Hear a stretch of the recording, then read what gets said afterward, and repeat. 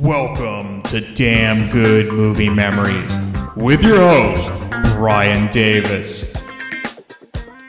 This podcast is the cure for your long commute and super boring workday. Hey there, it's Brian Davis, and for this week's episode, we're going to cover the movie In a Lonely Place from 1950. The studio was Columbia Pictures, release date was August of 1950. The running time, 94 minutes, and it was in black and white. Leonard Maltin from his classic movie guide gives it 3.5 out of 4 stars. He writes, mature, powerful drama about a feisty, self-destructive screenwriter, Humphrey Bogart, who has an affair with starlet Gloria Grahame while trying to clear himself of a murder rap. Excellent performances in this study of two turbulent characters set against a realistic and cynical Hollywood backdrop. This was one I saw in my 20s when I tried to see every Bogart movie available. This one stood out because it wasn't straightforward like his detective or gangster films. As Maltin said, it's a complex and somewhat disturbingly dark film, which was unique for 1950. All right, let's get into the making of the film. So, it's loosely based on the 1947 novel written by Dorothy B. Hughes. Now, purists of the novel will say, besides the title itself, it has little to do with the novel. Director Nicolas Ray and Humphrey Bogart steered the film to a more personal tale for both men. Ray especially had similar dealings with producers about having his scripts rewritten and tampered with, similar to the bitterness the character Bogart plays in the film. Bogart actually produced the film himself using his independent production company called Santana Productions. Santana only lasted from 1948 to 53. Another part that mirrored the film, Ray was married to Gloria Grahame at the time and had a rocky relationship. They ended up divorcing in 1952 after a 4-year marriage and separated multiple times during the shooting of the film. In a Lonely Place would be Graham's most critically acclaimed performance, though she had a brief but memorable part in It's a Wonderful Life and was nominated for an Oscar for Best Supporting Actress for the film Crossfire. Grahame wasn't the first choice, as Lauren Bacall and Ginger Rogers were both considered for the role of Laurel. Bacall was often the first choice for Bogart once it became an item, especially after To Have and Have Not, and then they became a couple until his death in 1957, but Warner Brothers refused to loan her out. It's believed Warner Brothers did this as a reaction to Bogart starting his own production company. Producer Robert Lord was worried about having Nicolas Ray and Gloria Grahame, then husband and wife whose marriage was on the rocks, working together. He made Grahame sign a contract stipulating that, "My husband shall be entitled to direct, control, advise, instruct, and even command my actions during the hours from 9 a.m. to 6 p.m. every day except Sunday. I acknowledge that in every conceivable situation, his will and judgment shall be considered superior to mine and shall prevail." Grahame was also forbidden to, quote, nag, cajole, tease, or in any other feminine fashion seek to distract or influence him. Welcome to 1950. All right, let's get into the film. So it opens with screenwriter Dixon Steele, played by Humphrey Bogart, driving in Hollywood, headed to a nightclub. Dix, as he goes by, gets recognized by a woman in the car next to him at a traffic light.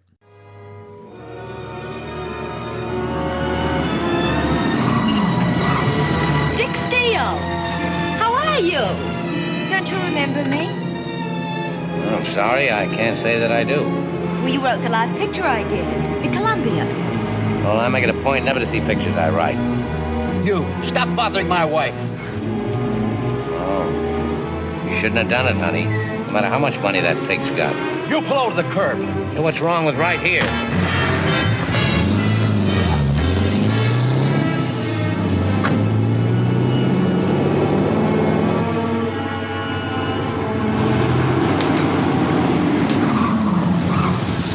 Evening, Mr. Steele. Hiya, Dave. You got it? Yeah, I'll put it right up front. Okay. Can I have your autograph, mister? Who am I? I don't know. Don't bother. He's nobody. She's right.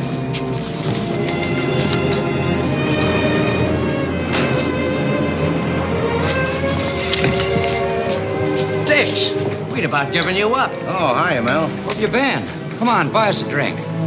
He's somebody. Lloyd Barnes, big director. Made all his money before the income tax. Say, we've been calling you for the last 3 days.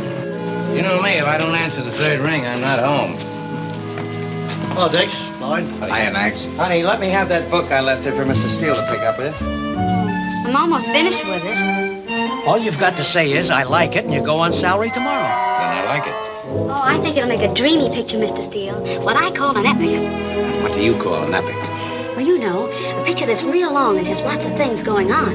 Could we have some matches for souvenirs? Certainly. Here you are. Oh, Mr. Steele, could I keep the book until you come out? I only have a few pages to go. I know the end. I always read that first. Sure, take your time. Good evening, Mr. Steele. Good evening. Remember, she's your audience. You say that again, and to help me, I'll get another agent. Hiya, Charlie. Let's get down to the other end. What's the matter with right here? He's not contagious. I, a noble prince. Right well, Thespian. Greg. Yes, Mrs. Steele. Gin and tonic. What do you fellas want? Stinger. Glass of milk. And brandy for Mr. Waterman. Very well. Are you honoring us by dining here, or are you just browsing? How's everything, Paul? Just like show business. There is no business. Excuse me. Who's producing this epic? Bert Brody. And Lloyd here is going to direct. Dix, you got to go to work. You've been out of circulation too long. Who are you kidding? I need the money and you need the 10%. For me, you don't have to go to work. I've got my apartment, my car, and my ulcers. Gasoline and milk toast don't cost much.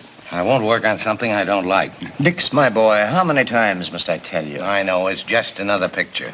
Well, are you in any position to be choosy? You haven't written a hit since before the war, and your last picture... So it stunk. Everybody makes flops except you. You haven't had one because you've made and remade the same picture for the last 20 years. You know what you are? You're a popcorn salesman. That's right, so are you. The only difference between us is that I don't fight it. One day I'll surprise you and write something good. Althea Bruce will do it. Althea Bruce. Well, all you got to do is follow the book. That's what Brody said. Remind me to buy you a new tie. Hiya, kiddies. Hello. What a picture I've made. Just got back from the preview. Pasadena's out of its mind about it. Hello, Junior. Not a soul walked out. What's the matter with you? Don't you shake hands with an actor? Actor? You call this an actor? He hasn't been able to remember a line for the last 10 years. This, as you call him, made your father-in-law a couple of million. Pop made a star out of a drunkard. That is a menace. Movie idol of the roaring 20s. Look at him, gazing into his crystal ball. You have set the son-in-law business back 50 years.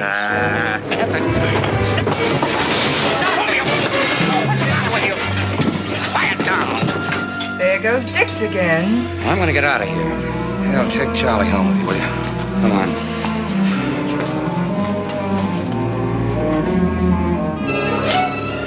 Maybe I'd better stay. No. You will read that book tonight. Yes. Well, I'll drop by and wake you up in the morning around 10. Make it about 11. I suppose he had it coming to him, but next time, will you please do it in the parking lot?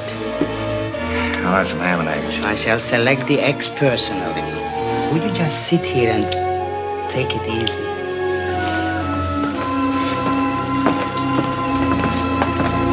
Dixon Steele. Hello, Fran. How are you? Between pictures. This is strange. Last night I couldn't sleep. You know my insomnia. So what did I do? Called up a lot of people. No, just you. For hours. Where were you? Home? What's the matter? Don't you like to talk anymore? Not to people who have my number. Why don't you come over? I've got a whole case of tonic water. Oh, I've got to read a book. Remember how I used to read to you? Uh-huh. Since then, I've learned to read by myself. That's all. Do you look down on all women or just the ones you know? Well, I was pretty nice to you. No, not to me. But you were pretty nice. I'll call you.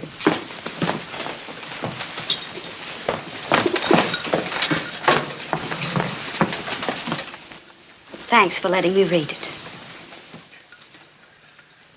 Oh, what's your name? Mildred Atkinson. Where do you live?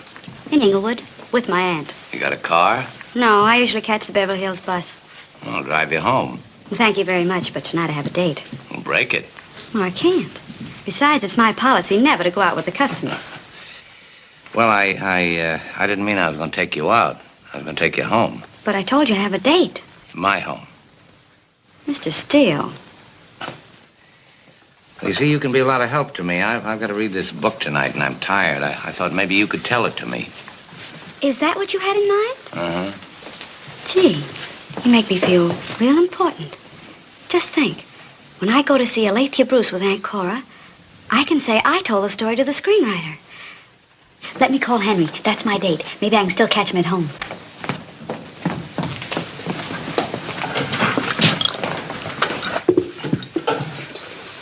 There's no sacrifice too great for a chance at immortality. Yes, sir. Dix heads home with a hat check girl named Mildred, played by Martha Stewart. No, not that one. When they arrive at Dix's apartment, they run into a neighbor, an attractive blonde named Laurel, played by Gloria Grahame, whom Dix has never met before. Mildred enthusiastically gives a synopsis of the book Dix was supposed to read and eventually adapt into a screenplay per his agent Mel, played by Art Smith. But after about 30 seconds, Dix realizes that the book is crap and has been told 1,000 times already, and he begins to lose interest. Mildred continues to give details about the book, while Dix wanders into his bedroom, not listening. He notices Laurel standing on the patio, and that definitely interests him more than the book. Eventually, Mildred finishes. They make small talk about their social lives. Dix pays her for her trouble, and she heads out for the evening. The next morning, Dix is awakened by his friend Brub, played by Frank Lovejoy. Brub is also a police detective. It's not a social call, as Dix needs to go to the station to be questioned, for which Dix believes is about the fracas he was involved in the night before at the club when he pushed the arrogant director. However, that's not what he's being questioned about. Wouldn't you say that taking a checkroom girl home for the purpose of hearing a story was rather an eccentric thing to do? Well, I'd say it was a very practical idea. She'd read the book and I hadn't. If you only wanted her to tell you a story, why'd you take her to your place? Because I work at home. You had no other reason for asking her to go with you? Well, if I had, I didn't do anything about it. Did she have a drink at your house? Yes, she had a glass of ginger ale with a twist of lemon in it. It's known as a horse's neck. The glass is still on my desk, complete with fingerprints. I can assure you I didn't wash the dishes. I was too tired. You gave her $20. Quite a large sum for cab fare. Well, she gave me valuable service. Was it 2 tens? Yes, but don't ask me to identify the bills. Why didn't you call for a cab? Isn't that what a gentleman usually does under the circumstances? Oh, I didn't say I was a gentleman. I said I was tired.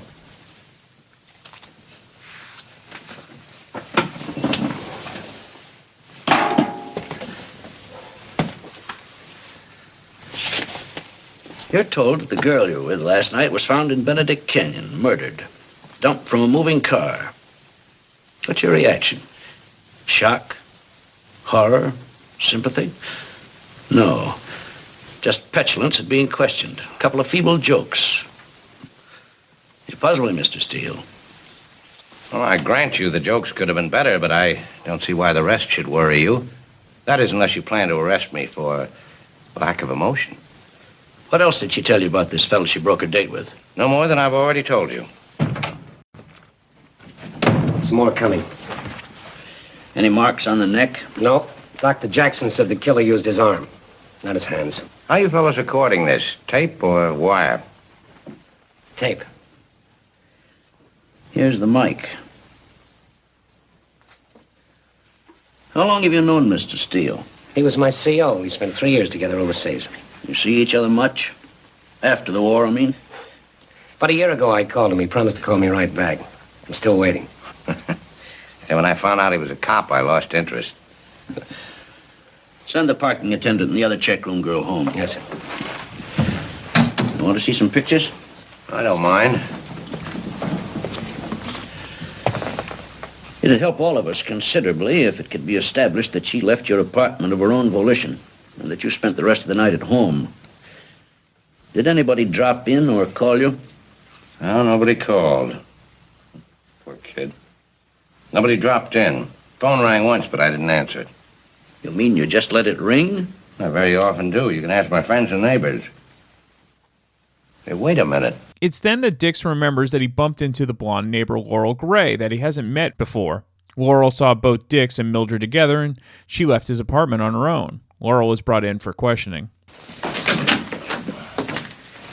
Miss Gray.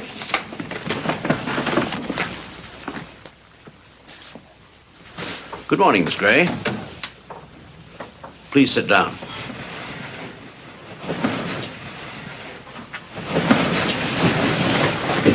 I'm Captain Luckner. This is Sergeant Nicolai. Hello. How do you do?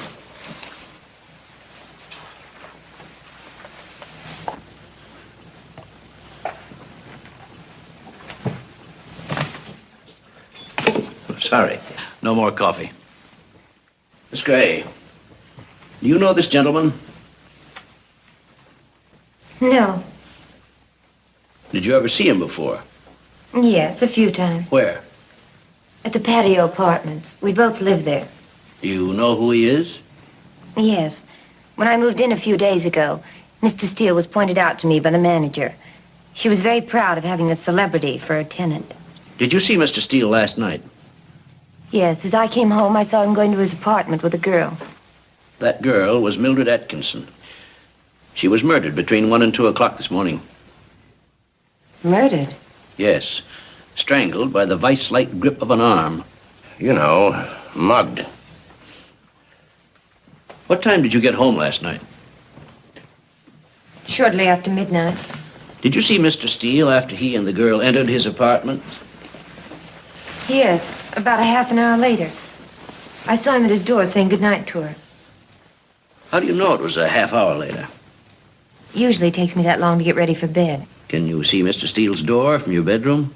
She was standing on her balcony in a negligee. It was a warm night. My apartment was stuffy. You're sure he didn't leave with the girl? Positive. What was he doing? I believe he was looking at me. Considering that you've never met Mr. Steele, you've paid quite a bit of attention to him. Mm-hmm. I have at that. Do you usually give such attention to your neighbors? No. Were you interested in Mr. Steele because he's a celebrity? No, not at all. I noticed him because he looked interesting. I like his face. I guess that'll be all for now. Goodbye, Miss Gray. Goodbye, Captain Lockwood. Barton. Do attractive young women often admire your face, Mr. Steele? Well, if they do, they aren't usually as outspoken as Miss Gray. You finished with me? Yes, for the time being. Try to make it a little later next time. Good luck, Captain. I'll call you, Brub. No, I'll call you.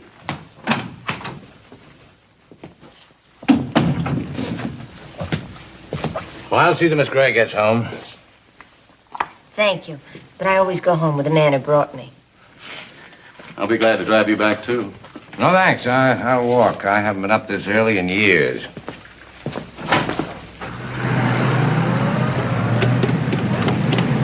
How would you feel if you were pulled out of bed at 5 o'clock in the morning and brought down here for questioning? Not good. How would you feel if some joker like me told you that the girl you took home last night had been murdered? I'd come apart at the seams. Innocent people usually do. Would you say that Steele was especially perturbed? It's hard to tell how Dix feels about anything. None of us could ever figure him out. But he was a good officer and his men liked him. I like him, too. I don't think he killed Mildred Atkinson. He's hiding something. I doubt if it's the proverbial heart of gold.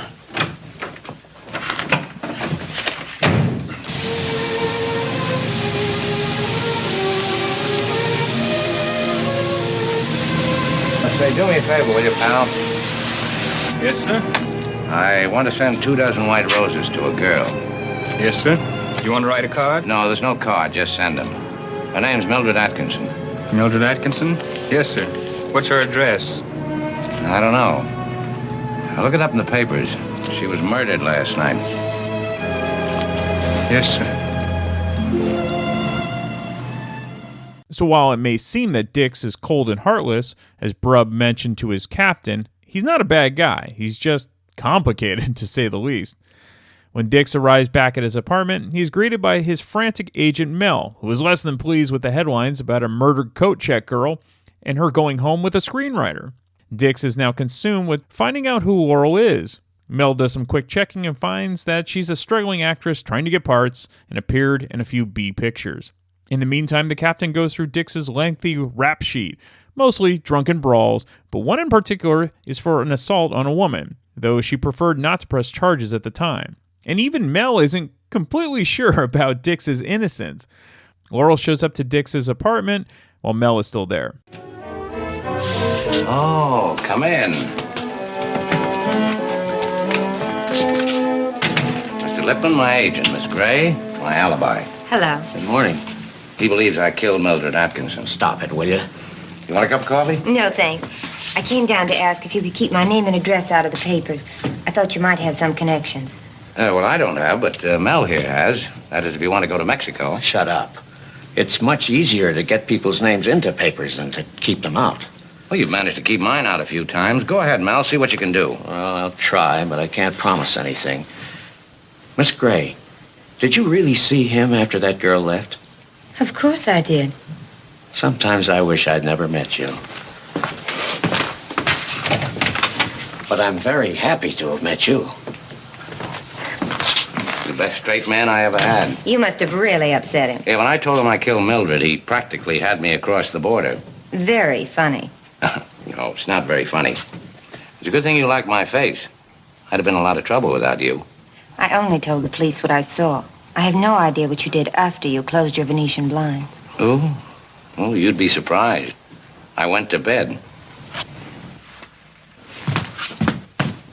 Perhaps I shouldn't have closed my blinds. You know, Miss Gray, you're one up on me. You can see into my apartment, but I can't see into yours. I promise you, I won't take advantage of it. Oh, I would if it were the other way around. I'd try to find out who you're hiding from. Not hiding, just avoiding. Couldn't by any chance be Mr. Baker, the real estate Mr. Baker. Could be. You mean you picked up your little marbles, I hope? We were thinking of getting married. It wouldn't have worked. You sneaked out the back door and left no forwarding address. That about covers it. Only it was my back door. You know, you're out of your mind.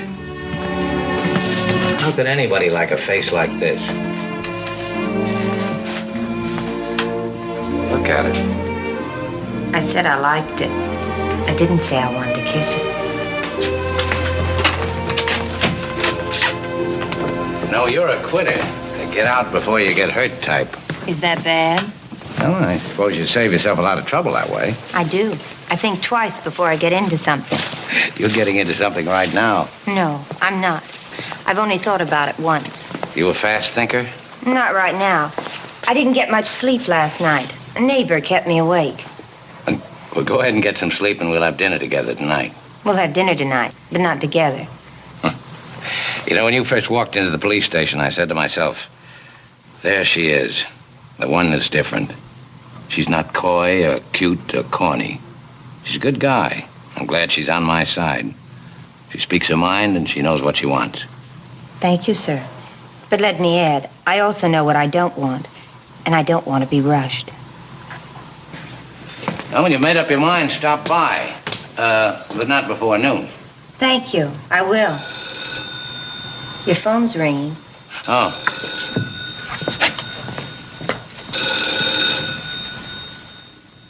The phone call's from Brub, inviting Dix over for dinner with him and his wife. Now, this wasn't because Brub's wife Sylvia was eager to see Dix. Brub's captain wants Brub to get some more information out of Dix when he's in a comfortable environment. Why he couldn't have dumped it just 100 feet further up the canyon, I'll never know. Well, what difference did it make? Make a great deal. She'd have landed in the lap of the L.A. Police Department instead of ours. All we know is that she was dumped from a moving automobile. No clues, no motives, no suspects. Present company accepted. What about Henry, what's his name? Oh, Kessler? Mm-hmm. Well, after she called him and broke a date, he went to bed. His mother brought him a piece of pie. His father heard him snore. First thing in the morning, he came down to the station. He was terribly upset. Substantial type eats pie before going to sleep. Tell you what's wrong with you and Lochner. You don't see enough whodunits. We solve every murder in less than 2 hours. And some of them are tougher than the Atkinson case. That's because you know who did it from the beginning. Well, maybe you're right. You want me to help you solve this murder? I wish somebody would. Well, first you have to have enough imagination to visualize the crime. Here, get up. I'm gonna put this chair here. This one here. Brub, you sit down there. Sylvia, you sit there on Brub's right. Now, you're the killer. You're driving the car. This is the front seat. What makes you so sure this murder was committed in the car? Well, if she'd been killed before she got in the car, the murderer would have hidden her body in the back. In that case, he couldn't have dumped her out without stopping. Now, you're driving up the canyon. Your left hand's on the wheel. Yeah, go ahead.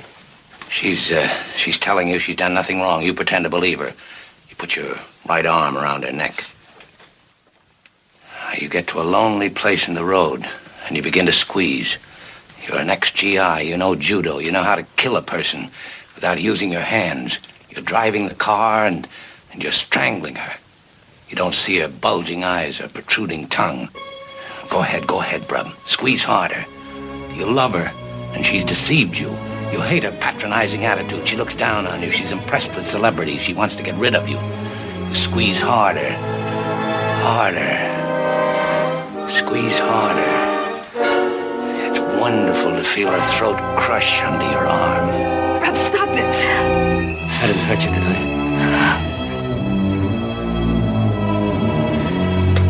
No.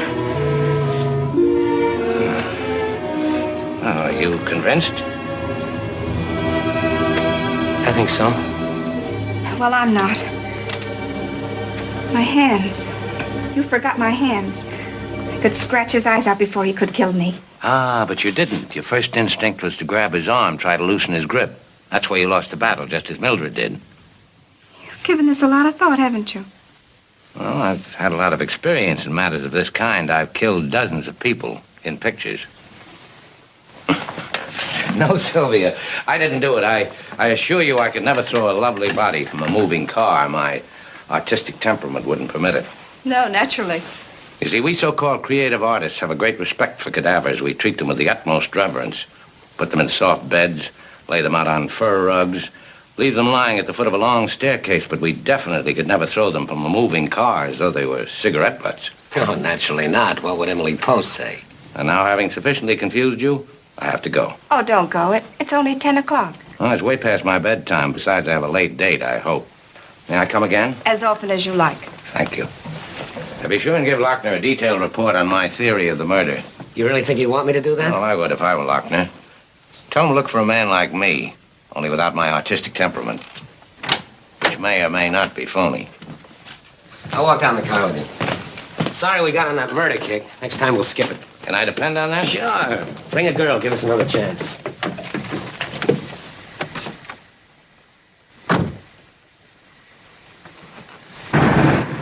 Quite an evening. Yes. Well, what do you think? Well, I'm glad you're not a genius. He's a sick man, Brub. No, he isn't. There's something wrong with him. He's always been like that. He's an exciting guy. Look, when I took abnormal psychology, there was... Every time we disagree, you throw that college stuff in my face.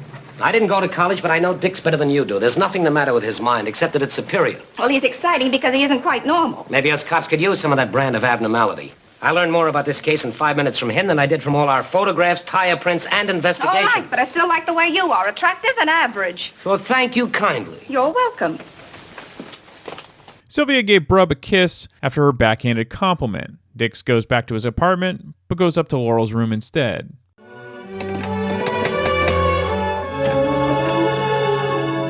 I heard you the first time.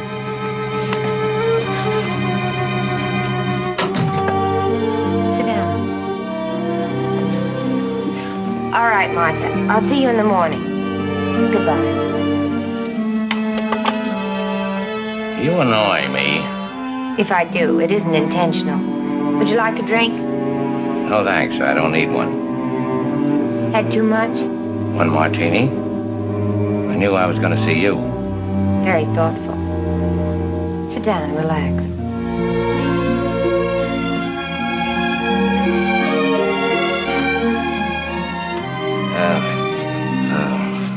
Who's Martha? Who? Oh, Martha. The only thing left of my movie career. She's about 50. She's married. Her son goes to UCLA. She comes to me twice a week, beats me black and blue, for which I... They thought about it a second time? I'm interested. When did you decide?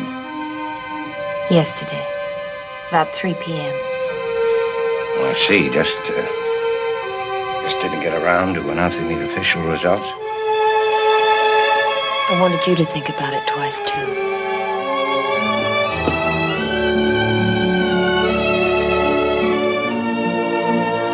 I've been looking for someone for a long time. I didn't know her name or where she lived. I'd never seen her before. But a girl was killed, and because of that, I found what I was looking for. Now I know your name, where you live, and how you look. Yeah, Dix is head over heels for Laurel. And what's interesting is that she's as cold and almost as apathetic as Dix was acting when he was being questioned by the police. It's like he found the female version of himself. The most positive thing about his infatuation with Laurel is that it's inspired him to write again, which he immerses himself with, and he doesn't leave his place for days. Eventually, Dix crashes and falls asleep, and Laurel is actually taking good care of him. While sleeping, Brub drops by to see Laurel. The captain wants to provide some more information about the murder case. I didn't expect you to give me additional information. It's just that certain facts seem to contradict your original statement. I wish you'd say what you mean, Captain Lochner. Yes, let's do that. On the night of the Atkinson murder, you came in here, looked at Dixon Steele, and told us that you didn't know him. And I didn't. However, since then, you and Mr. Steele have been inseparable. He's writing a script. I'm doing the typing. Do you receive a salary for your work? No, I'm doing it for love. You're in love with Mr. Steele? For the record, I am in love with Mr. Steele. Are you going to be married? If we do, I'll send you an invitation. After all, it was you who introduced us to each other. You know, you're not making my job any easier. I don't see how I could. Why do you come here with a chip on your shoulder? Why the defiant attitude? Aren't we on the same side in this matter? Doesn't it frighten you that there's a killer at large? He may be in your apartment house or next door. Certainly in your neighborhood. Look at these men. They seem perfectly normal to you? Yes. Each one has committed a horrible murder. Each one is a ruthless maniac. Mildred Atkinson wasn't killed for any understandable reason. She had no money, no enemies. It wasn't a sex murder. It was the act of a sick mind with an urge to destroy something young and lovely. I recognize your position, Captain Lochner, but you must also recognize mine. I love Dix. It upsets me terribly that you suspect him, even for a second. Not for a second. For the last 3 weeks. He's our most logical suspect. What about her boyfriend? Why don't you investigate him? We have. He seems absolutely in the clear. But look at Mr. Steele's record. Fights, scandals, destruction. It all adds up to the same thing. An erratic, violent man. Oh, this happened years ago. He's changed since. He has? Ask Sergeant Nicolai how he behaved at their house the other night. How he dwelled on the Atkinson murder. How he made Brub and his wife act it out. Obviously, killing has a fascination for him. I don't believe that. That's because you're in love with him. Thank you for coming, Miss Gray. Goodbye, Captain. Bye.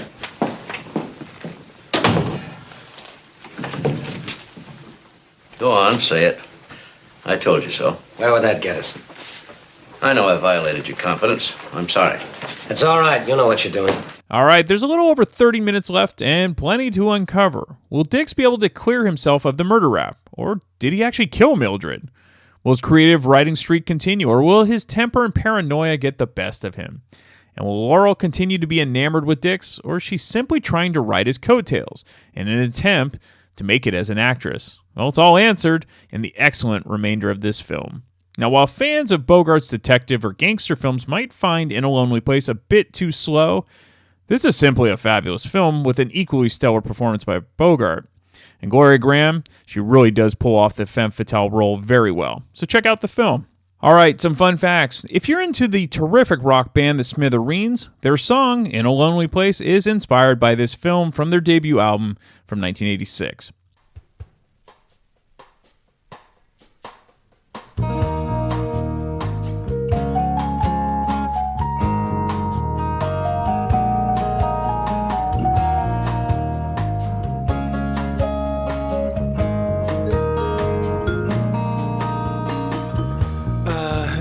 Said somewhere that one day all good things come to an end. I turn around to see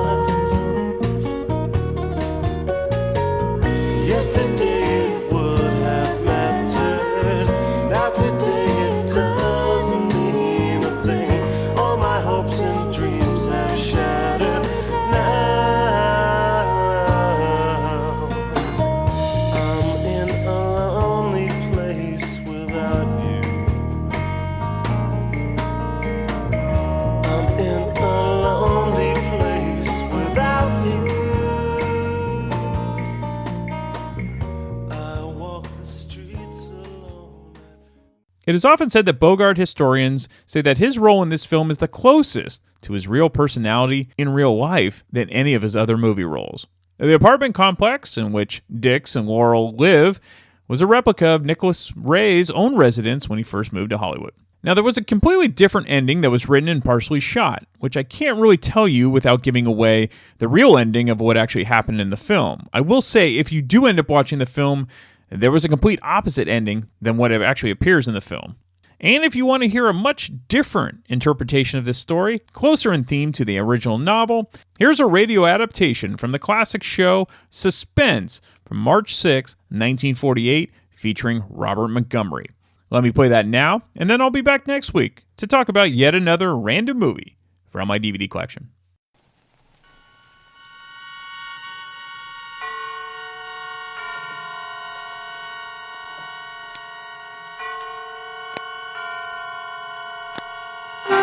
Suspense. Radio's outstanding theater of thrills brings you an hour, a full 60 minutes of suspense. Directed by Anton M. Leader and produced by Robert Montgomery, who tonight also stars in a play entitled In a Lonely Place by Dorothy B. Hughes.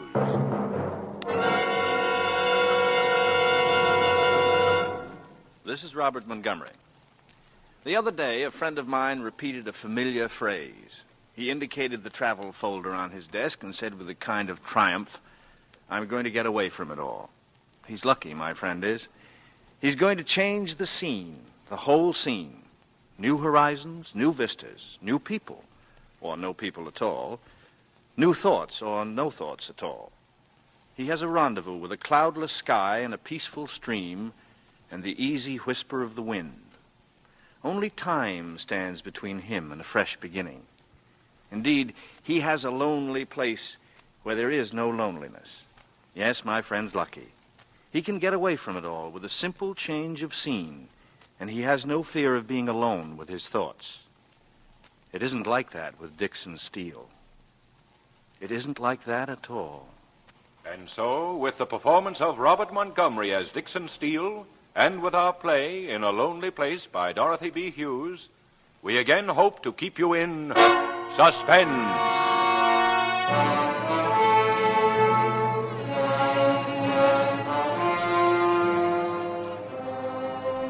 I stood there at the foot of Sunset, at the end of the city of Los Angeles, looking out through the evening fog at the Pacific. The swirling mists kept lifting themselves like gauzy veils, coming up to touch my face. There was something in it like flying, the sense of being lifted high above the crawling earth, of being part of the wildness of air, and something more, of being wrapped tight in a strange world of fog and cloud and wind. I had liked flying at night, but the war's ending had finished that. Since then it had left me, that feeling of power and exhilaration and freedom that came from being alone in the sky. But here, tonight, at the edge of this noisy, fog-drenched ocean, I had it again.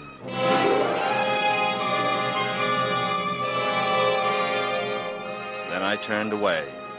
I was already late for my appointment with Brubb and his new wife.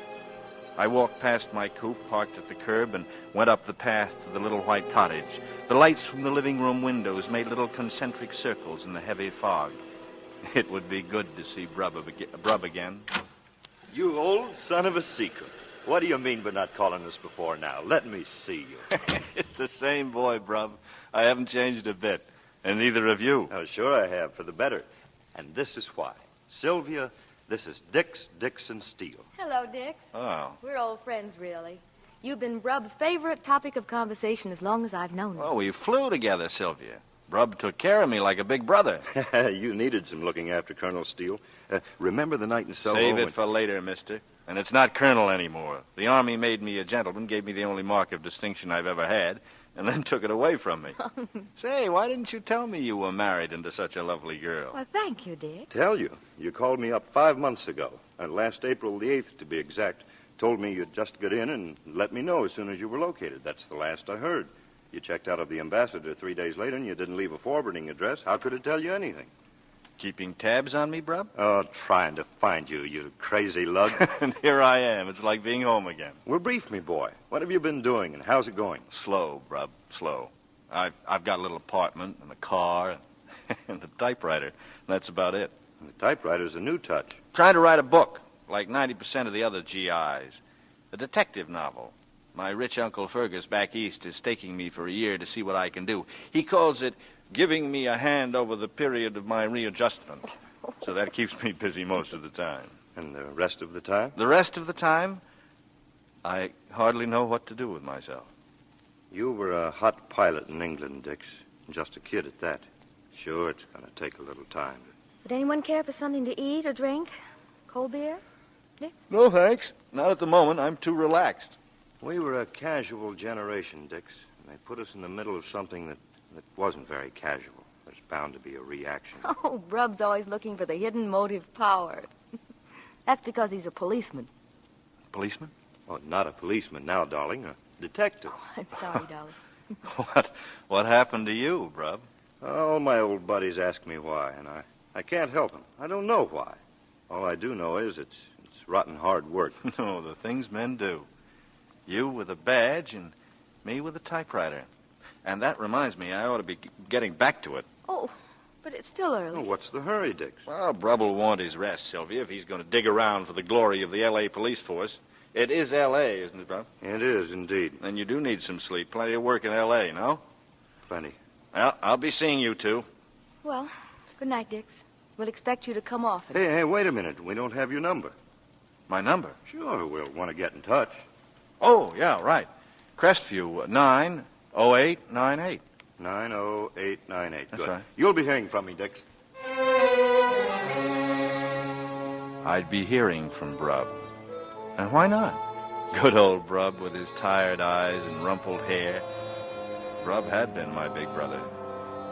But he hadn't known everything there was to know. Some things a man keeps secret. It's amusing to keep some things secret. I wondered if they were surprised by my quick exit. But I had to get out of there. I couldn't stay. I had to figure things out. So Brub was a detective now, and he had my telephone number. There was something amusing about Brub being able to lay his hands on me whenever he wanted. Amusing and more exciting than anything that had happened in a long time. The hunter and the hunted, arm in arm. The hunt, sweetened by danger. I was driving slowly, hugging the curb, and then I saw her. A girl, an unknown girl, standing alone on the corner of Camden Drive, waiting for a bus. And buses didn't run often out here at night. I pulled up a block ahead and got out, shutting the door so it made no sound, and then I walked back toward her. She heard me coming in the fog. She turned her face to me, smiling a little, glad to have someone to share the darkness and the silence with her. I walked up to her, slowly, and I was smiling back.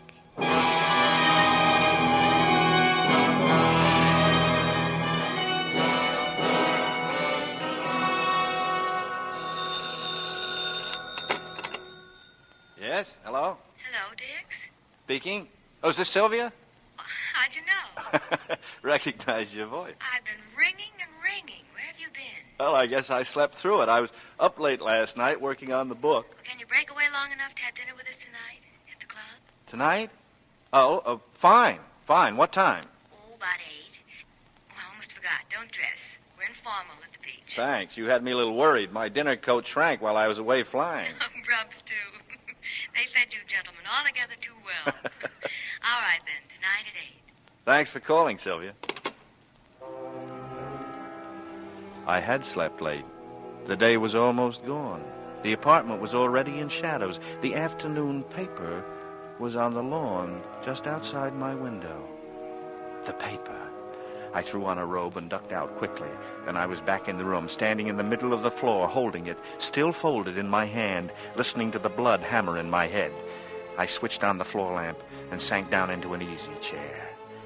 I lit a cigarette, and I took a deep drag. Then I unfolded it. That was all I had to do. It lay spread open in my lap. They'd found their biggest type for the headline. Strangler strikes again.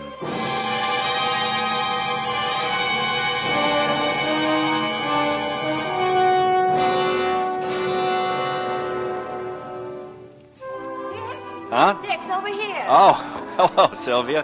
Where's Brub? He called at the last minute to say he'd be detained. It's like being married to a doctor.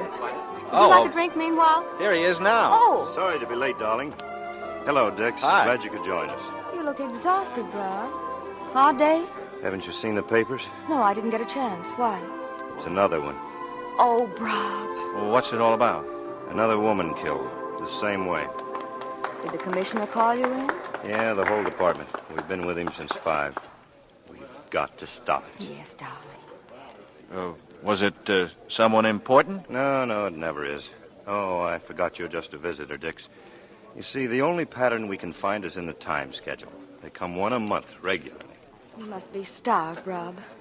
Wouldn't you like to order? In a minute, baby. I want to unwind. Have a highball, anyway. Malcolm. Yes, Mrs. Nicolai. 3 scotch and sodas, Malcolm. We'll order later. Certainly, ma'am. The first one was about 4 months ago. May, to be exact. May 16th, the night before my birthday party. It was a girl down on Skid Row. She was a nice enough kid, dancer in a cheap joint. We found her in an alley, strangled, no clues. And that was number 1? Yeah. In June, number 2. We found her in Westlake Park. Wasn't any reason for it. A nice, normal girl, young and attractive. She'd been killed the same way, and no clues. And then the others? Last night was the 4th. No motive, no connection between any of them. Huh.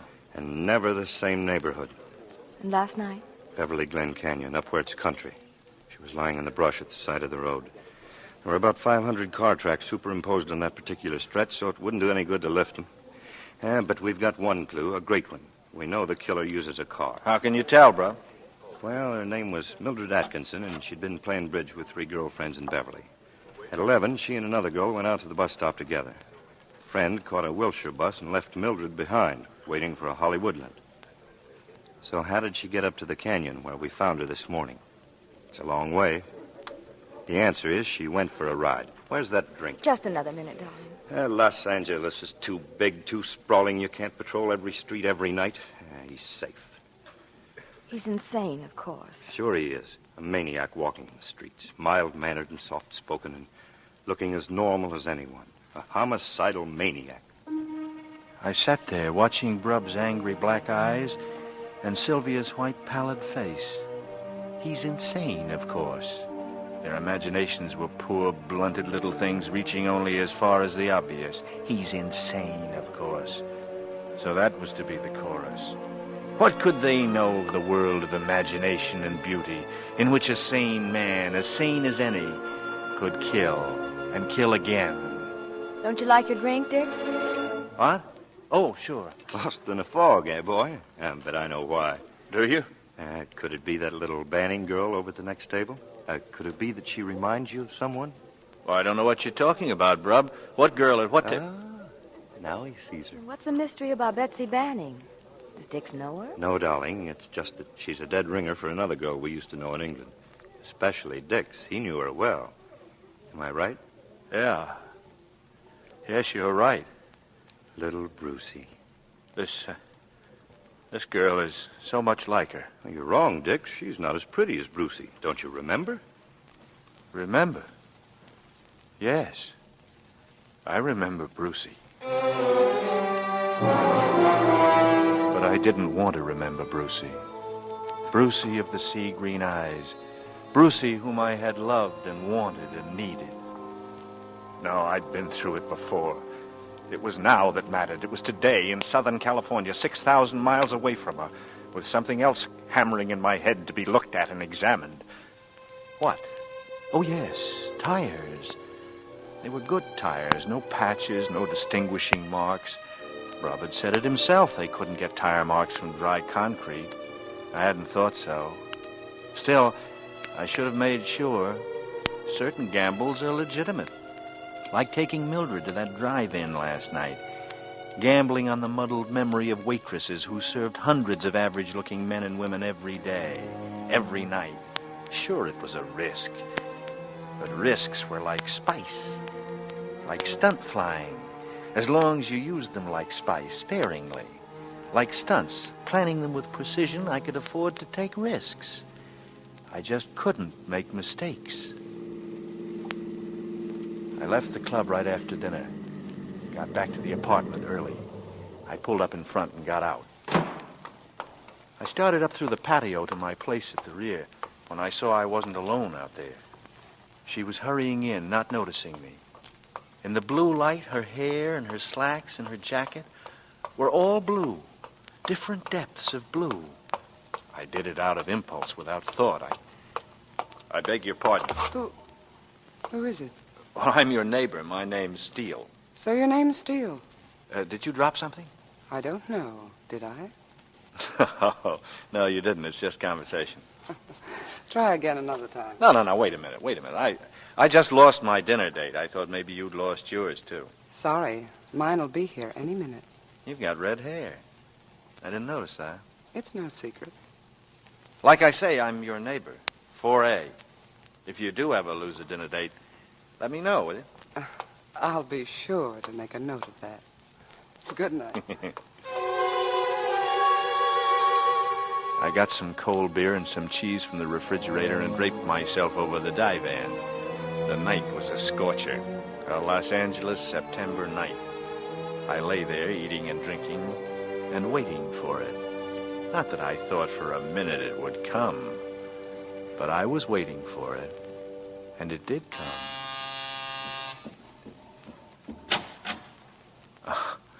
It's you. I've just lost a dinner date. Well, come in. Maybe you'll find him here. I hope not. I told him I had a headache and was going to bed, and that I was disconnecting the phone, but I still want dinner. You mind if I finish my beer? Go ahead.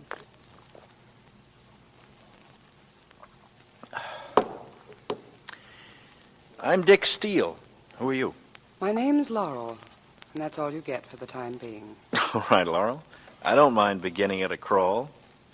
I suppose you're in pictures. Not often. I don't like getting up mornings. No, I don't either. That's why I'm a writer. Why'd you come by, Laurel? Because I'm hungry.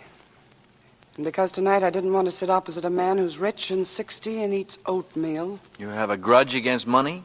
No, only against the men and women who go with it. People who think that everything in life is for sale. I hate them. Sometimes they pay the rent and the jeweler. They don't pay mine. How did we get onto this? Haven't you finished the beer yet? All finished. And all ready. Let's go, Laurel. We ate at Carl's, out on the road to Malibu. We didn't say much. We ate and smoked and had coffee. And I watched what the lights did, glinting on that red hair. When we left there, I knew it. I knew it was the beginning of something good. She was beside me and with me, and that was enough. I'd needed her for a long time. Ever since Brucey. That's how long. This girl, this Laurel, could make it up to me, could make me forget. I parked on an open stretch overlooking the dark beach and the ocean. She wanted to go down closer, so we left the car and struggled through the sand down to the water's edge. I held her hand tightly. The spindrift salted our lips. I haven't done this in a long, long time. Having fun? Oh, wonderful. You can really smell the ocean here. Breathe, Dix. Breathe deep. Laurel, would you laugh at me if I said I was happy? That I never thought I'd be happy again? That I didn't think I could be? No, Dix. Laurel. Laurel, you're wonderful. Am I? Laurel, come here. Come here.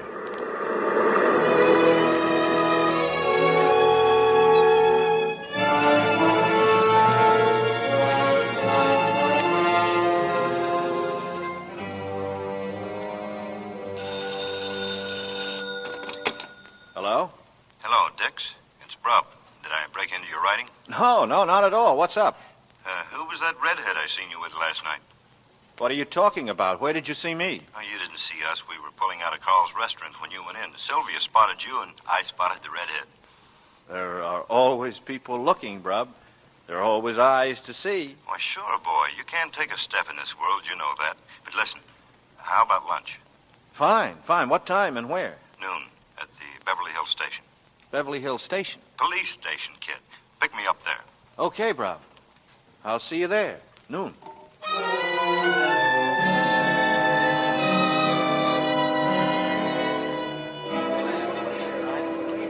That was a nice station you got there, Brub. Flowers and shrubs and a white facade. It looks like a small Eastern university. Beverly Hills is just a small town, Dix. Almost a village, but the force is first rate.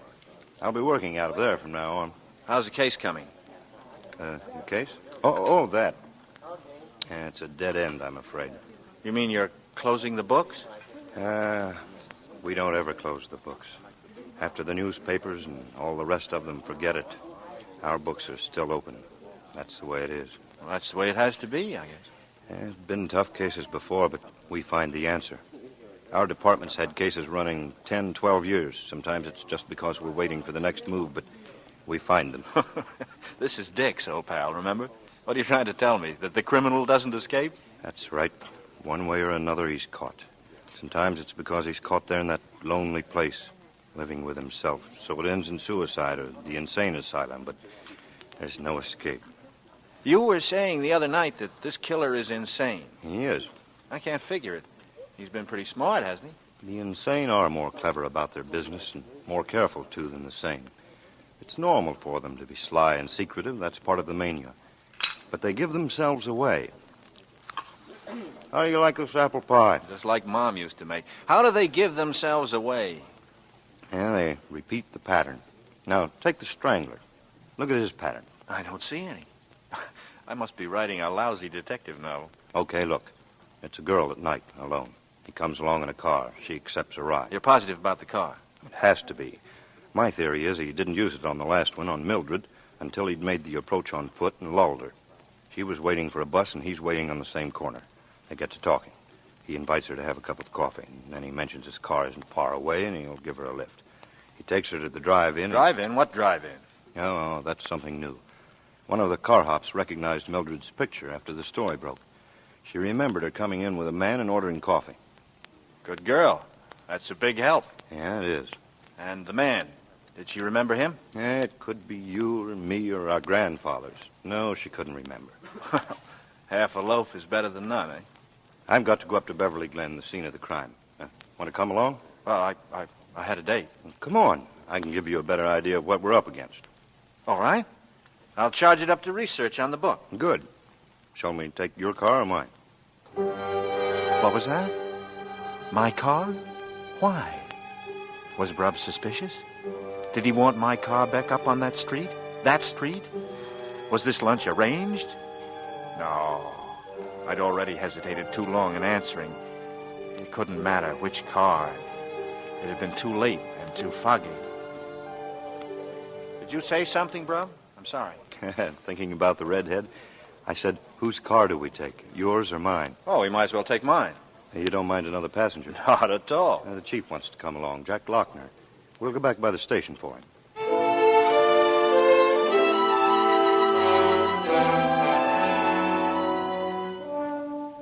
We swung out towards sunset, all three of us up front. Lochner was a tall, thin man with wispy gray hair. He didn't look like the chief of anything. I drove carefully. I suppose it's the thing to do with cops beside you. Nice day for a ride. Yeah. Okay, so I'll shut up. This is it, Dix. Turn right, Beverly Glen. My hands began to sweat. If Brub hadn't called out, I knew I would have turned onto that street myself automatically. And I was a visitor from the East who didn't know the country very well. There was tension in my hands and arms, fear that I might recognize the place at the side of the road and react to it. And then slowly, I relaxed again, realizing that I didn't know the road, that I could never find the spot even if I wanted to, for it had been dark. We climbed into the valley. There was a chill in the air, and the sun was far away. Nobody spoke. These two men were on a case that had them tired and sore. It wasn't the time for a conversation piece. I drove on, waiting for somebody to tell me to stop. Here we are. Huh? Just pull up along here, Mr. Steele, if you will.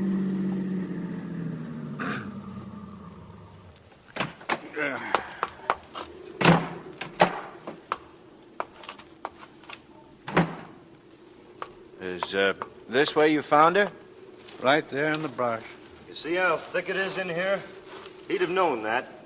He'd have figured that she wouldn't be found for a long time with the leaves falling on her, covering her. And every day there'd be more leaves.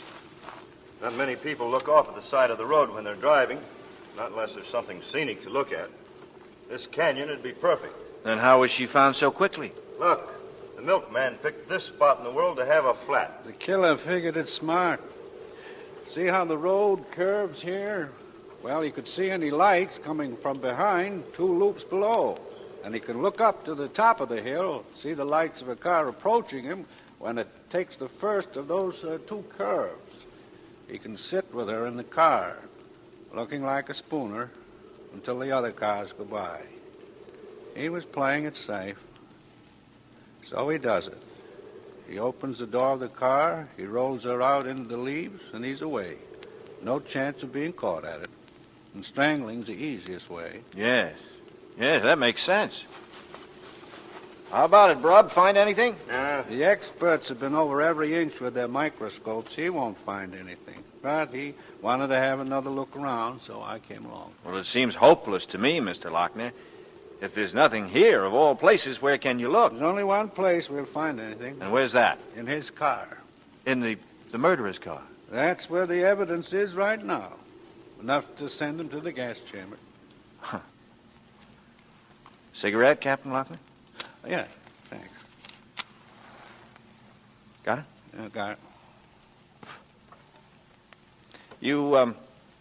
You haven't been able to get a description of that car yet, have you? Not yet. We're working on the people at the drive-in. One of them is going to remember.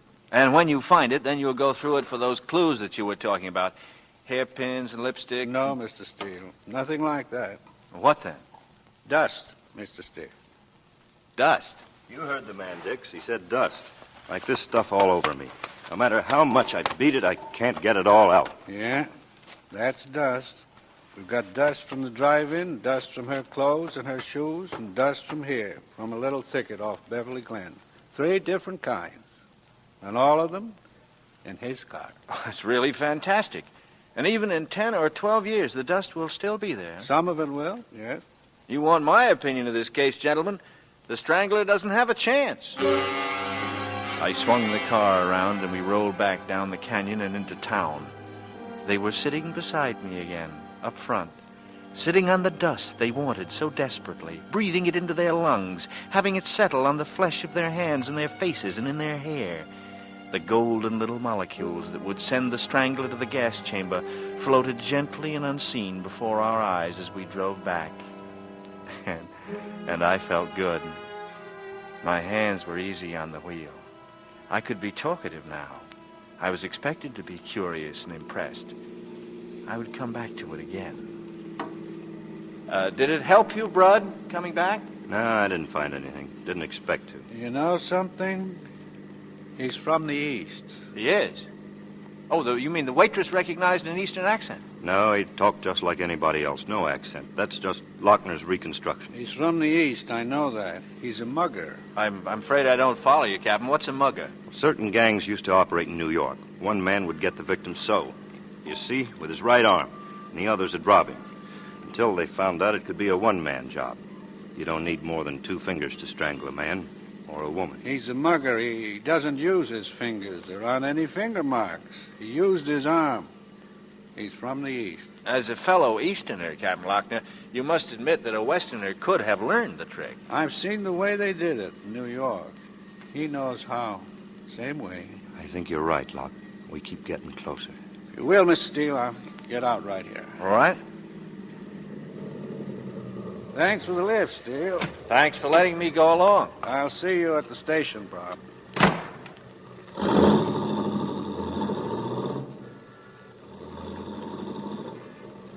Ever since this thing started, I've been afraid for her. For her? You mean Sylvia? She's lived in the canyon all her life. She never had any fear, wandered all over it, any time of day. But the canyon at night, the way the fogs come in, it's a place for him, and I've scared her. She's alone so much, I never know what hours I have to keep. You know our street, how dark and lonely it is, and the way our house is set up there. Oh, I'm the one who scared Dix. I've infected her, and I can't help it. I can't pretend. Until we've caught him, she isn't safe. Sylvia isn't safe. I saw how it was with both of them. How they clung together, fear in both of them. The woman fearing to have her man close on the heels of a murderer, and Brub afraid for her because she was a woman, because she was his woman, and women were being stalked in the night. And yet, even though he was afraid, he would leave her, because he was a hunter, and this was a big hunt for wild game. Yeah, wild game.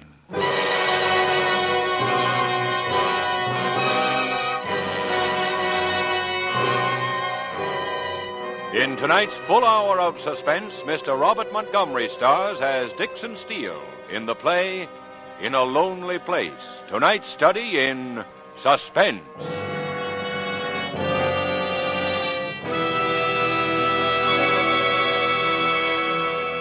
In just a moment, we will return with Act Two of Suspense. This is CBS, the Columbia Broadcasting System.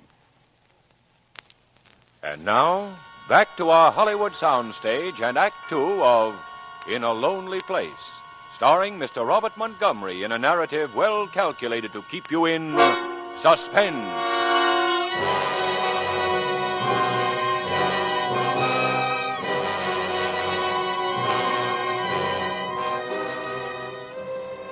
I was very tired.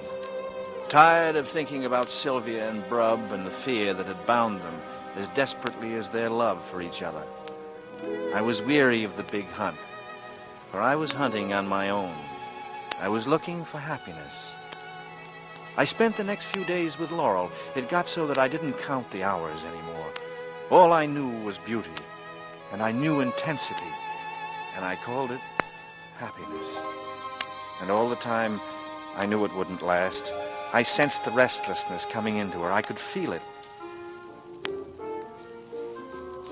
Dix, what is it? Did I say something? Laurel. Oh, what is it? You tell me. You've been sitting there without moving for more than an hour. Oh, just daydreaming. Was it something nice? Tell me about it. Turn off the radio, Dix. It's making me nervous. All right. You like a drink? Yes, please.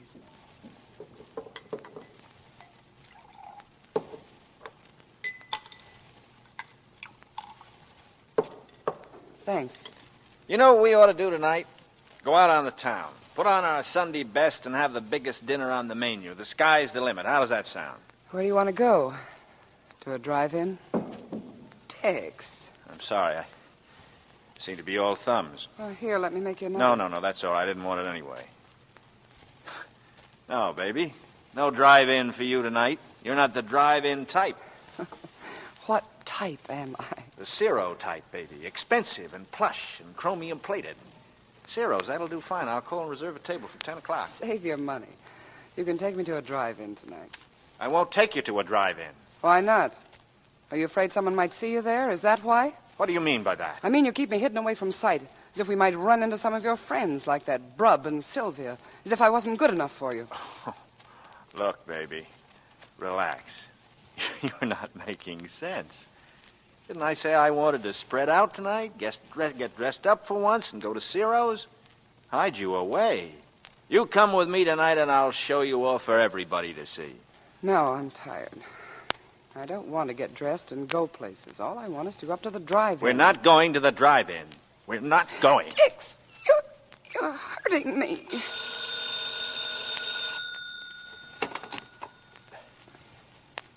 Hello? Hello, Dix. How are you? Fine. What's on your mind? Can you come over to the house? I want to see you. Sorry, bro, but I got a date tonight. I've just had a letter from England, Dix. It's about Brucey. Brucey? That's right. Okay. I'll be right over. Okay. It seems that I can't have dinner with you after all. All right. You don't seem very unhappy about it. Laurel, Yes? I'm sorry if I hurt you. Forget it. It's all right. We haven't been soft lovers. We haven't played it that way. The world keeps coming in between us. That makes me afraid. Why should you be afraid?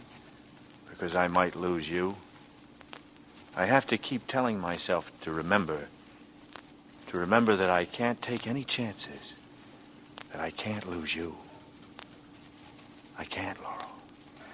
Don't be afraid, Dix. You see, I love you very much.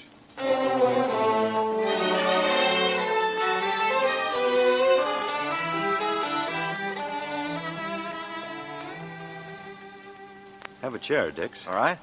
Would you care for anything to eat? No, thanks, Sylvie. I just finished him. Remember Adam Tyne, Dix? No? Sure you do. The flight commander from Bath. Nice, quiet fellow.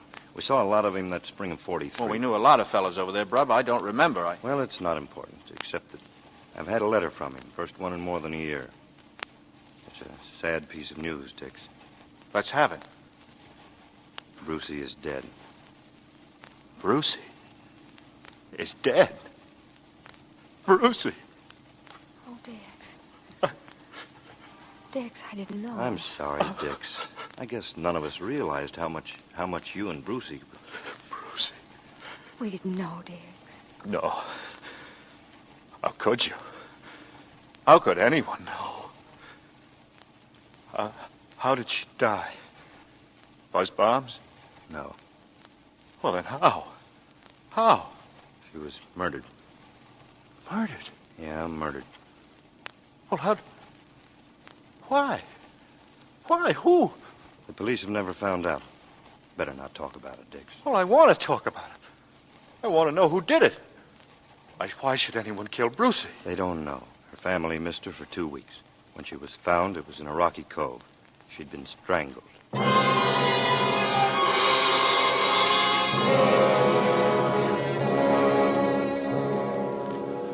Brucey was dead.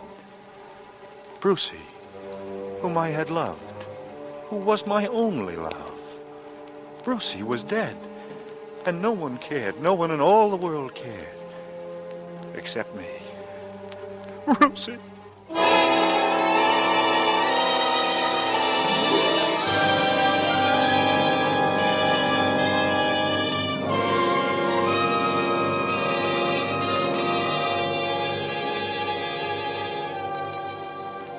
I called Laurel when I got home that night. She didn't answer.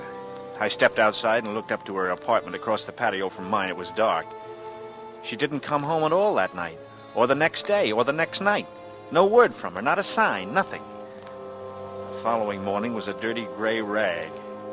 I called Laurel's number once more. No answer. I had to get out of that cramped room, away from the unremembered shape of my dreams. I didn't take the car. I wanted to breathe, to put motion into my body. I walked as far as Wilshire and then went up to Beverly Drive to my favorite delicatessen. Dix. Hi. Where'd you spring from? Well, a guy gets hungry, bro. How are you, Captain Lockner? Fine, fine. Good to see you again. Slide in.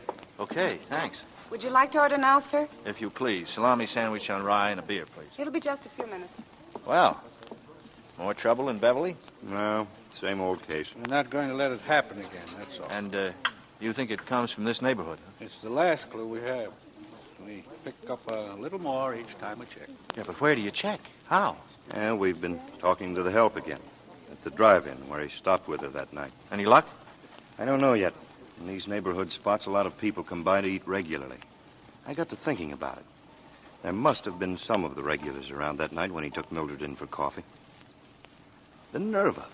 Driving in there, coming in under all those bright lights and gambling that no one would remember what he looked like. Like you and me, bro. An ordinary man. Yeah, an ordinary man with the nerve of a jet pilot. I see what you're after, bro. Have the help ask questions of the regulars when they come in. Were they at the drive-in the night of the murder? And did they see the couple? That's it. And I suppose you're hoping this fellow's a repeater, too. And then it'd be a break, but there's no chance. No chance except for his nerve. You mean he might have the nerve to walk in again? He might, Dix. He just might. And you think the help might spot him if he did? I think they might. They're keyed up to remember, Mr. Steele. A little car hop, Jean, her name is, swears she'd know him again if he came in. She'll know him if she sees him again. Only she can't describe him. That's the trouble with people in these cases. You remember how it was when we were flying, Brub? How do you mean? You said yourself he's a gambler. He's reckless. I mean, he'll take chances like going to that drive-in before killing the girl.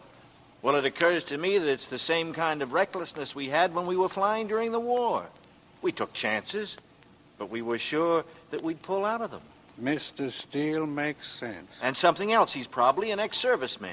How do you figure that? Well, the people who saw him at the drive-in all say he's a nice-looking fellow with nice clothes. At least that's what the newspaper accounts have to say. Am I right? So far. Then it's 10 to 1. He's the right age, good, healthy specimen, average. The average were in the service. I know that's not a very brilliant deduction, but it fills out the picture a little more. I'll buy that, Mr. Steele. Yeah, I will, too. Well, I'll be getting back to the office. I'll be in a little later today, Chief. Okay. By the way, Captain Lochner. Yeah? Every time I see you, I seem to be asking a lot of questions. I hope you haven't minded. Not at all. Brub vouched for you a long time ago. You just keep asking them. I will, Captain, and thanks. I'm late now. I want to check over those Bruce reports again. See me as soon as you get back. Well, right. Here's your order, sir. I beg your pardon? Wasn't yours the salami sandwich? Oh, yes, thank you. Would that be all today? Yeah, that's all right. Your check, sir. And thank you. Bruce. This is a pretty common name. There must be 100,000 in the United States. At least. And hundreds in Los Angeles. Yeah. He said he was going to check the Bruce reports. It's not the same one, Rob. It couldn't be. Not Brucey. I'm sorry, Dix. I know it's a raw wound, but I couldn't help talking to Lochner about her. I was knocked off my pins when I heard the news, and I wanted to report on the case. I figured you'd want one, too. You were right. Then what happened? Locke cabled the London police. He thought it'd help us, that maybe Brucey was one of a series like our series. It's far-fetched, but the killer might have been an American. England was full of GIs at the time. And was she one of the series? They don't know. There was a series, but it didn't start right after Brucey. A couple of months, then it began. The same pattern. Strangler. Well, what was the matter with him? Couldn't they catch him? No, he was never caught. After 6 months, it stopped, just as suddenly as it had begun. Maybe he was shipped back home.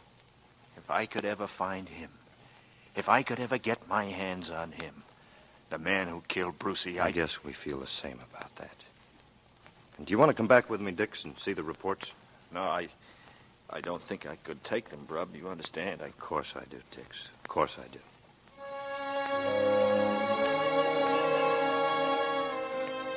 I went back to the apartment and lay on the divan for the rest of the afternoon, thinking about Brucey, strangled, so many miles away.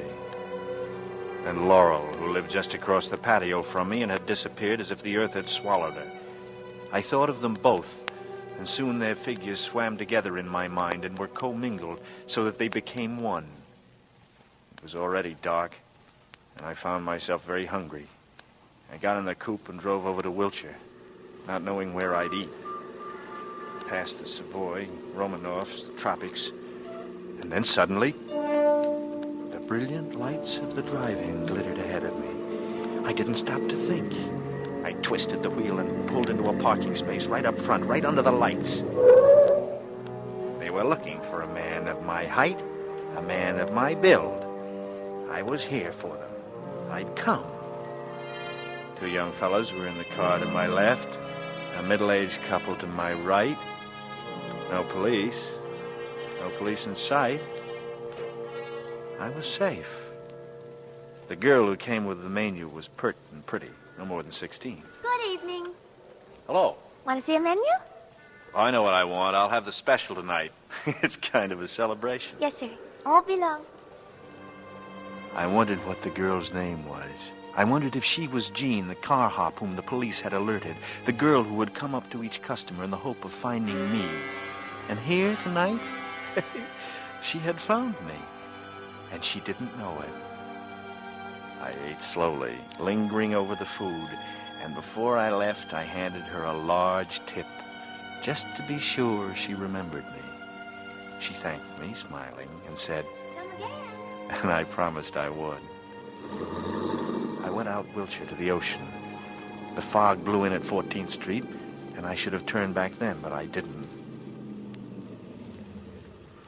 I could hear the boom of the breakers, and I could smell the sea in the fog. And the fog itself was sweet and cool. It was silent. The world was shrouded in mists and silence, except for the thump of the water and the far-off cry of the foghorn. And then, at that moment, I knew what I was going to do. I got out of the car, and I listened to my footsteps across the pavement toward the beach. And then I listened to the silence as I began walking in the sand, sludging through heavy, damp sand. I passed the club where I'd gone to dinner one night with Brub, where I'd seen a young girl, a pretty brown-haired girl who looked like Brucey. I went on, trying to forget. I drifted along the deserted beach, looking for the shape of a living thing, of a woman. But I was alone. I passed a beach house where people huddled together in warmth and gaiety, and found myself trembling with hatred for Laurel. If she had come back to me, I'd not be shut out like this, cut off. They always leave you before you're ready. I groped on, my feet chained in the mud, and I stumbled and fell to one knee. I stayed there, my head buried in my arms. I was there for a long time, lost in the world of swirling fog and crashing wave, lost in a lonely place, and the red knots tightened in my brain. Suddenly, something came running through the darkness. A small, dark shape hurtled upon me, and I realized it was a dog, a friendly terrier. I stroked it gently and held it close. And then there were footsteps coming over the sand. I could feel my blood begin to pound with excitement. Where there was a dog, there was a master. Or a mistress. The sound of the steps came closer, and then she stepped forward out of the fog. I looked up from the dog and said, "Hello." And then I smiled. She couldn't know that behind that smile lay my hatred of Laurel, my hatred of Brub, my hatred of Sylvia, my hatred of Lochner, of everyone in the whole living world, of everyone. But Brucey. And Brucey was dead.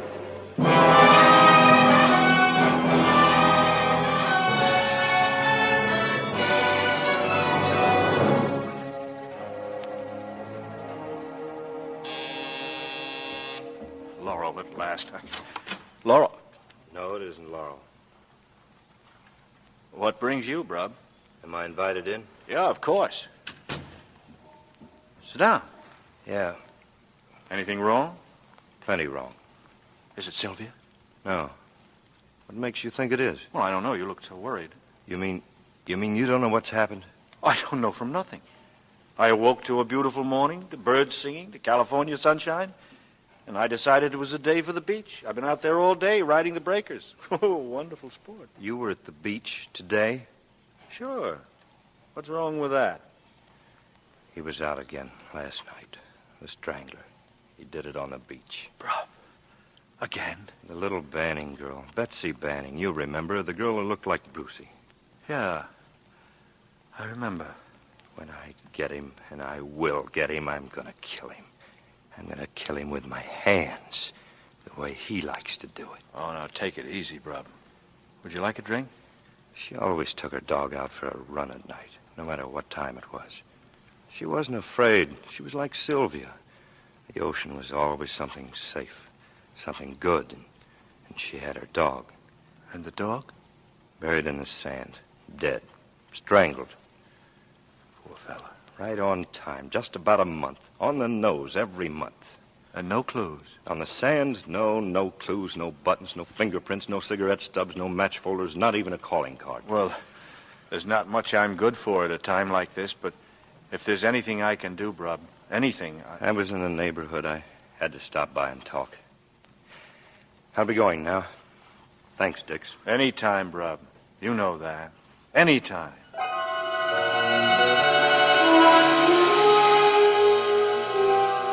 The sand had been my first mistake. For sand was an evil, penetrating thing, and you could never wholly be rid of it. If dust could tell a story, then sand screamed out its secrets aloud. That was why the morning afterward early, I had gone down to the beach and spent the whole day there in the sand. That was why I had been ready for Brub when he came. That was why I was ready for the whole L.A. police force if they wanted to come. After Brub left, I went out of the house and drove to the cleaners on Pico and left a bundle of dirty clothes. Then I ate in Beverly and afterward went into Warner's Theater for a double bill. On the way home, I thought I was being followed. A large gray sedan that stayed with me for 3 miles, but I was wrong. We were together at a red light, and when it changed, the sedan shot ahead of me and disappeared into the night. I slept without dreams and didn't wake until late afternoon of the next day. And still Laurel hadn't come back. "Do you love me?" I'd asked her. And she said, yes. She lied in my face and in my arms. I hated her, a cheat and a liar. No one cared. No one ever cared. Only Brucey. Brucey, who was dead, who had left me alone. Alone forever. For all of my life.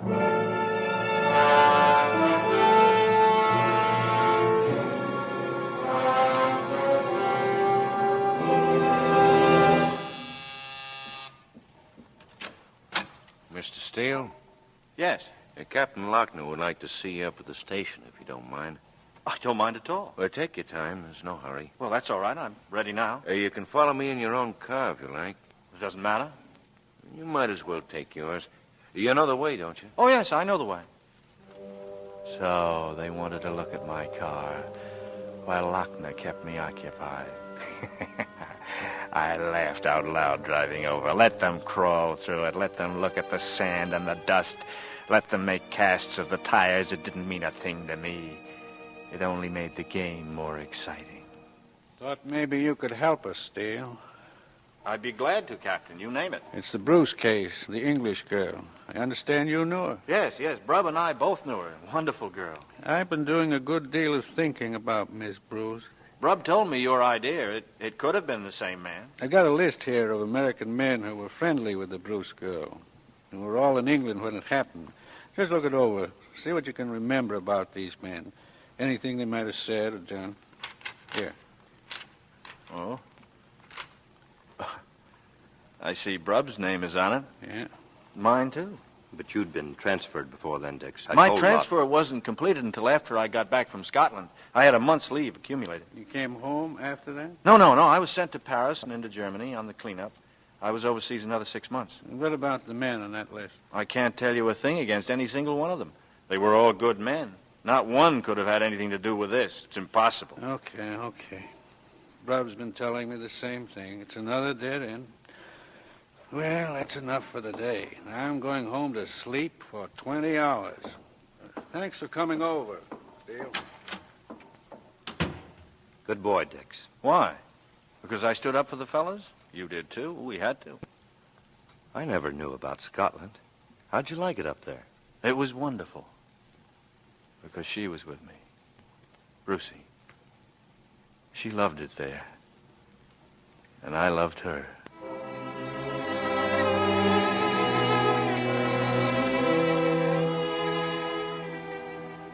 The car was where I'd left it. If the police had gone after dust, they hadn't taken much.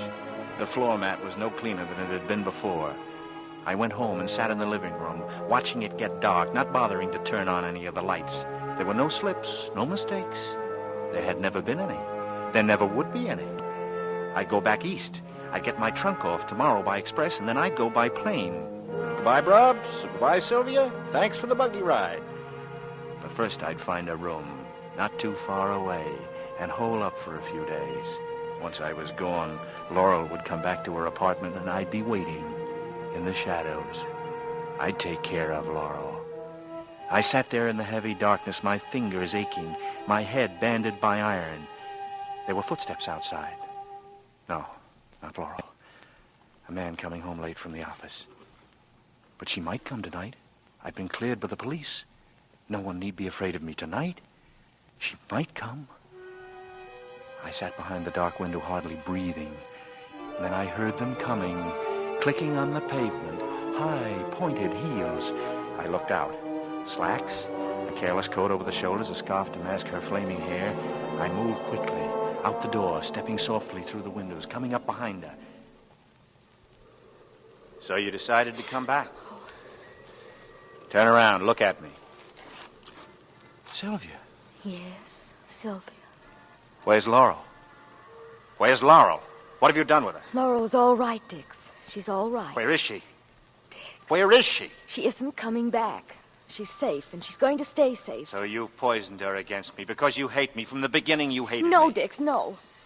Only I did feel something was wrong with you. From the first night you walked into our house, I knew something was terribly wrong. You knew? What could you know? A jealous dame. You couldn't even stand to see Brub have a friend like me. Wanted me all for yourself, didn't you? And now, Laurel, you take her away from me, too. Laurel came to us because she was afraid. Afraid of you and what you might do to her. That's a lie. Is it, Dix? Tell me, what happened to the girl who had coffee in the drive-in with you? What happened to the girl in Westlake Park? The girl down on Skid Row? Sylvia, I'm going to kill you. No! Hey. All right, get him! Hey, all right. It worked, Rob. It worked.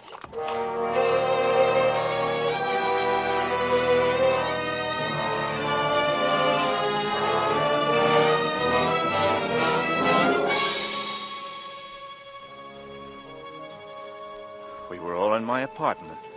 Lochner and Brub and Sylvia. And some of the boys I'd seen from the Beverly station.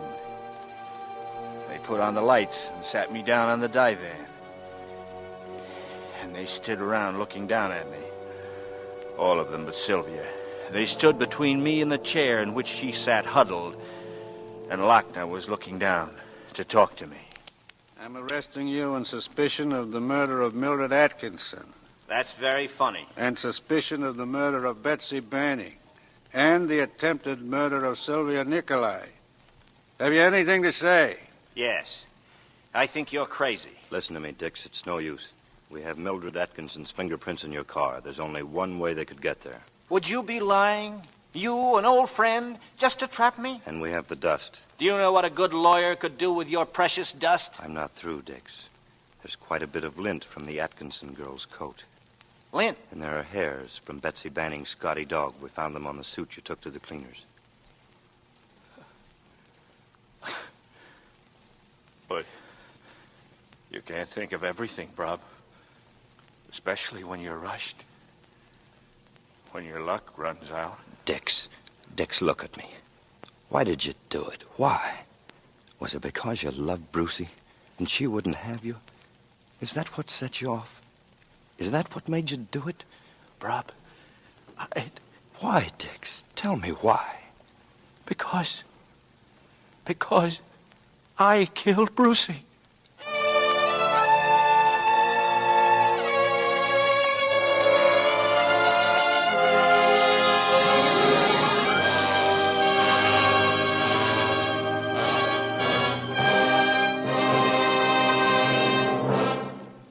This is Robert Montgomery again, with thanks to our cast for their splendid performances. Next week, for Suspense, we've chosen a story with triple threat possibilities. The title, the story, and the author, taken by themselves, are enough to command our interest. In combination, they become a dramatic force powerful in suspense. I speak of Nightmare by William Irish, a story which fuses reality with unreality, and a frightening pattern of fear and suspicion. If you've ever had a nightmare, you know its impact. You know the difficulty with which you cast it aside. If you've never had a nightmare, we cordially invite you to have one on us next week, when with Nightmare by William Irish, we again hope to keep you in suspense. Good night. Mr. Montgomery may currently be seen in the Universal International production Ride the Pink Horse. In a Lonely Place by Dorothy B. Hughes was adapted for radio by Irving Ravitch, directed by Anton M. Leader and produced by Robert Montgomery. Lud Gluskin is our musical director and conductor, and Lucien Morawek composes the original scores.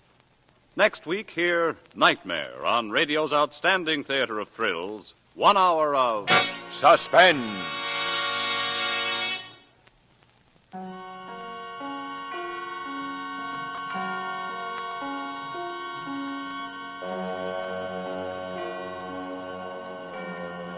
Remember to give gladly to the 1948 Red Cross Fund. This is CBS, where 99 million people gather every week, the Columbia Broadcasting System.